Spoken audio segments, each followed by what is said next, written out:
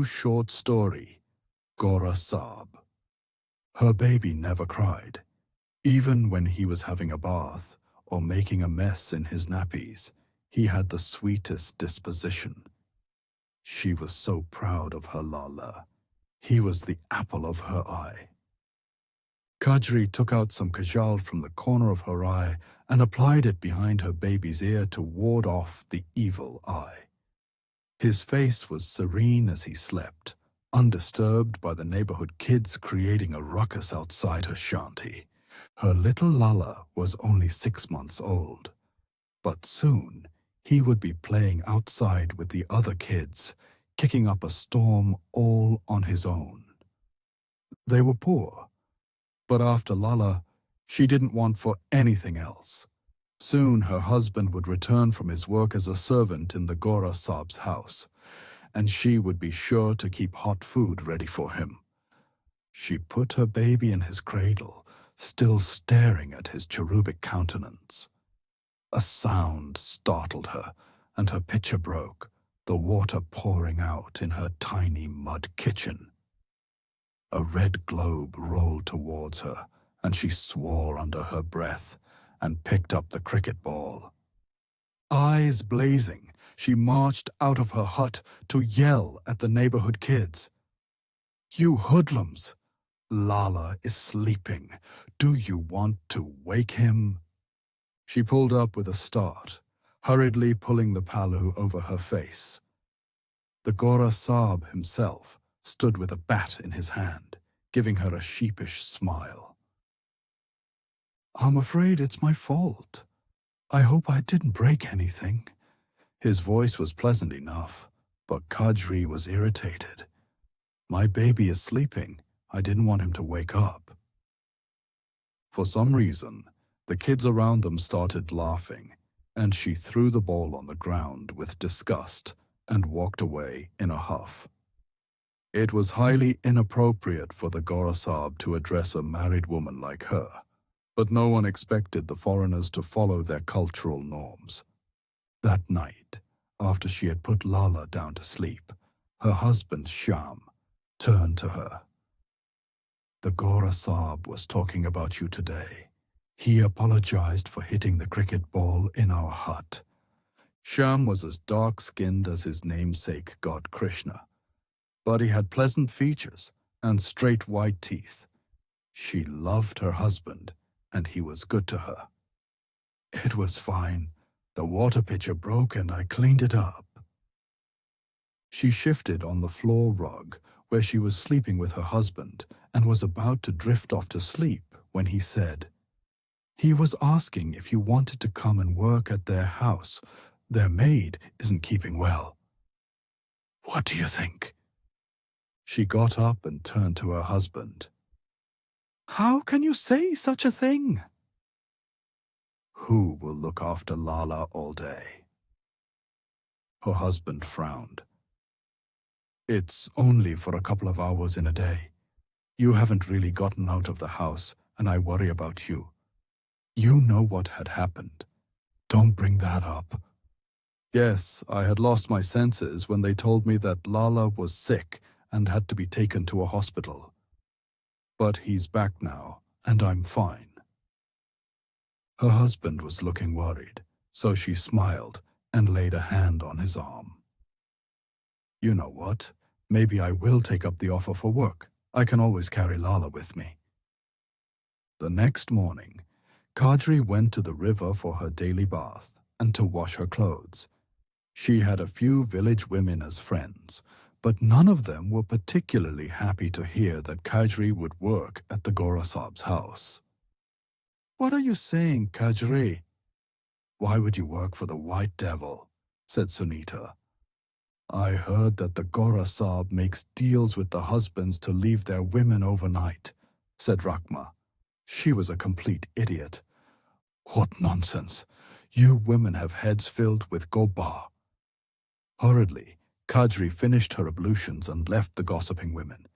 She loved her husband, and he would never do that to her. Kajaree started working at the Gora Saab's house for a couple of hours daily. She cooked and cleaned and stayed out of his way. She would tie Lala on her back, and he was such a good baby. He didn't give her any trouble at all. The Gora Saab would usually be puffing his noxious cigars in his study when she would come to dust, her face covered with a palu, of course. One day he said to her, "How are you? Kajaree, isn't it? Do you like working here?" His features were blurred behind her gung hat. But she said, "Yes, and thanks for letting me work here, Saab." His stare made her uncomfortable, so she left. The next day he said, "Your baby isn't very fussy, is he?" Kajaree's chest swelled with pride. "Yes, he's angelic." "May I hold him?" The Gora Saab got up and extended his arms towards her. She saw his arms covered with hair, reminding her of a white ape she had seen as a child. "Not now, sir. He's sleeping." "Okay." The hands retreated. "Maybe some other time then." The next day, her husband Shyam, who worked as a gardener in the Gora Saab's house, accompanied Kajaree to the main house. He said that the Gora Saab had called him for some personal work. Kajaree went about her work and, like a fool, suspected nothing. That is, until she happened to come to the study and catch the conversation between Shyam and the Gora Saab. "No, no, Saab. She won't come willingly. She would have no clue what's happening." Shyam's tone was imploring. Were they talking about her? The Gora Saab said, "Well, but you have agreed to it, haven't you?" "You didn't have to." Yes, sir, I agree. You are our God. I will do as you say." "None of this God business. You send her to me tomorrow in the evening. And listen, please give her some idea if possible." Saab, Kajaree can be stubborn, but I know she will come for my sake." Her heart jolted as her husband said her name. No, could it be? That idiot Rakma was right. Did she actually hear a husband make a deal with the Gora Saab to keep her for a night? Her hands were clammy and her heart threatened to leap out of her chest. When Shyam came out of the study, she acted nonchalantly and went home with him.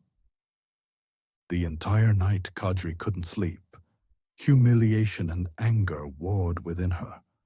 Was she chattel to her husband? Was her dear husband going to betray her trust? The next evening, she acted as normal as possible, though she was dead inside. She didn't react when Shyam told her that he had some work at the Gora Saab's house and asked her to accompany him. Wordlessly, she tied Lala on her back and followed her husband, seething on the inside. The Gora Saab's grand home looked sinister in the dark, but the monster was in the study, smoking his disgusting cigars. Shyam asked her to have a seat in the study and she sat across from the Gora Saab. She didn't bother with her gung hat. She wanted to stare the monster in his face. The Gora Saab was young enough to have a full head of golden hair with a face that could be called angelic. But she had also thought her husband to be handsome, and look at what a monster he had turned out to be. He stared at her wordlessly, and then he leaned forward on his elbows. "You do know why you're here, don't you?" "Yes." Kajaree gulped, refusing to show any emotion to that evil man. She stared at the floor. Maybe it would open and swallow her up. "I noticed you the first time I saw you, you know." "Yes, Saab." She kept her tone deliberately meek. "It's not good to be lonely, is it? The heart yearns for companionship, you know. Man is a social animal." She didn't say anything, so he said, I get quite lonely here in India. My family lives in Britain. I haven't been able to see them for 2 years now." "Yes," she managed to say, gulping away the nervous tension. "I want you to relax and be open to me, you know? I'm not a monster." At that, Kajaree, who had been meekly staring at the floor, looked up and met his gaze. This devil had blue eyes, and she thought that she should have poked them out the minute he had first looked at her. "You love your husband, don't you?" "I'm not sure you know why you're here, but you agreed because of him, didn't you?" Why was he interrogating her? Couldn't he just come to the point? How much had he paid Shyam for the pleasure of her company? "It won't be painful, if that's what you're afraid of," he said. "I'm not afraid," she said forcefully. How dare he act like she was some virgin on a sacrificial altar? She was fearless. She had to be, for her son's sake. This monster didn't know, but she wasn't going to let him touch her. He sighed and got up, pulling open the briefcase on his desk. "I'll give you something to calm down, though there's nothing to be afraid of." He took out a syringe from his briefcase and proceeded to fill it with a clear solution. "If it helps calm your nerves, I'm a doctor. If you're more comfortable, I can call your husband inside." What a monster! As he slowly approached her with a needle, Kajaree held her breath. When he came closer, she jumped up, pulled a blade tucked away in her sari and sliced at him. He yelped as his needle clattered on the floor.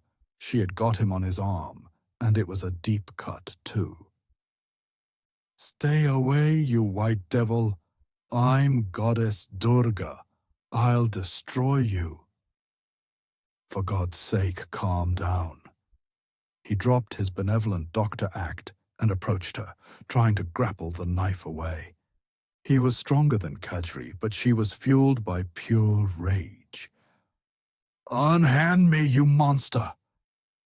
She screamed as his strong hands twisted her blade and it dropped down. She kicked him in the stomach, and when he staggered backward, she took her blade back in her hand. "I'm a woman no one should mess with. Take this, you monster." With one lethal swish, she attacked his throat. Blood gurgled out, and he collapsed on the floor. He was choking, and blood poured out of his throat. He writhed, and then his body went still. "What the hell did you do?" She turned to see Shyam running in. He went to the man lying on the ground and looked up to her. "Kajaree, he was a doctor. He was here to help us." "Don't lie to me, Shyam. I heard you two make a deal about getting me to spend the night with him. He got what he deserved." Shyam, who was sitting with his hands on his head, looked up to her with tears in his eyes. "When will you see the truth, Kajaree? Gora Saab only was looking to treat you for your delusions. Lala is dead. He died after birth. What you are carrying around isn't our baby." "How dare you, Shyam?" Angrily, she swished her blade, slicing open her husband's throat. He looked up at her in horror as he collapsed next to the Gora Saab. She shook with anger, her chest heaving. How could Shyam speak such lies? She threw the blade on the floor, glaring at the two men who had made her life hell. She stirred at the noise and grabbed Lala from her back. She shushed her baby by pressing him on her bosom, humming a soothing lullaby. Her husband was sprawled on the floor, eyes still open. "Look what you did. You've made him cry.